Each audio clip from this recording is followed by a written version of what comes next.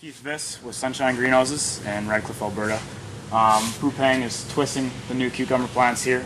We have to train them to go up the string so they don't fall down. And as you can see, there's new cukes forming.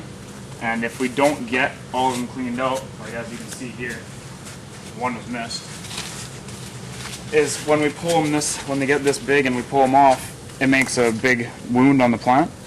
And it makes it easier for disease to get in there, and also more energy goes into a wasted part of the plant than what we actually need. So that's why it's crucial to get stuff like that off on time. And yeah, I mean, it hurts our production. We can go from 140 cukes a square meter in a year to 100 cukes a square meter if we don't have proper staff to be able to do the work for us.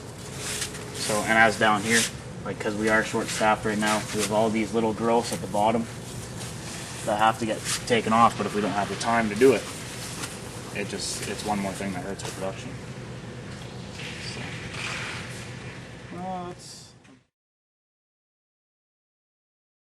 This worker here is pulling leaves. We have to pull leaves every single week. The reason we do this is to expose the tomatoes to the sun. That way they continue to ripen and we get airflow underneath them.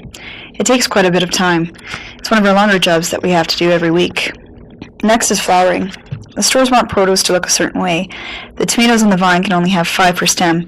This starts at the blossom stage. Workers have to remove extra flowers to allow 5 tomatoes to grow to the right size to meet market demand. Spacing on the stems is critical to allow the fruit to mature.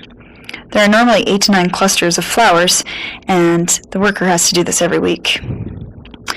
Right now she is starting to clip, which has to be done each week as well. Each plant grows 1.5 feet per week. In order to keep the plant growing upwards with a string, it has to be clipped on, which is what she's doing right now. If they don't get clipped, they end up bending over, snapping, and breaking the entire plant. One of our Thai staff, they're picking the tomatoes, and what they do is they roll along on the rail trolley there, and it's a lot of demanding work because they're bending over a lot, and they have to prune each individual cluster with shears, and from there they place it in the box neatly.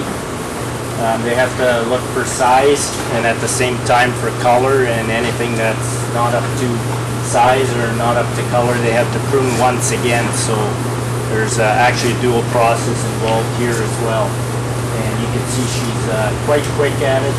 She's been with us for 3.5 years now, and really has a speed up to what we like to see. She has to take care of 8 houses or 32 rows, and the length of these rows is about 130 feet each row, and she'll do this 3 times a week, the picking. So there's a lot of bending over and a lot of lifting involved, and we're very thankful that we've got people like this trained, because if we had to start from scratch with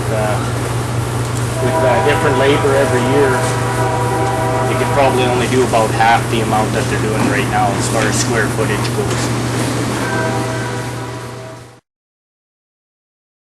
We're shooting the finished product here, the product that's been picked off the tomato plant, and the reason you see a nice size on it and nice color on it is because what you saw earlier was when they were doing cluster pruning. They cluster prune it to 5, and that's the reason we get the size, the quality, the firmness that the stores demand.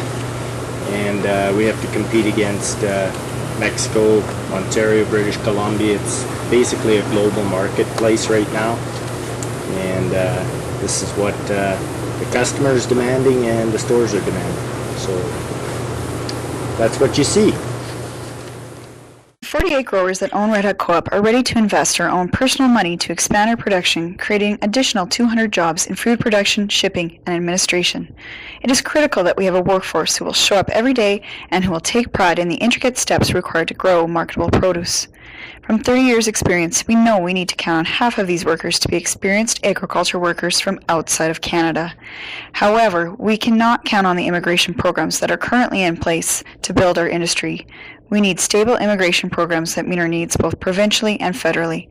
What industry can create jobs quickly, doesn't need government funding, and is critical to every Canadian? greenhouses producing food.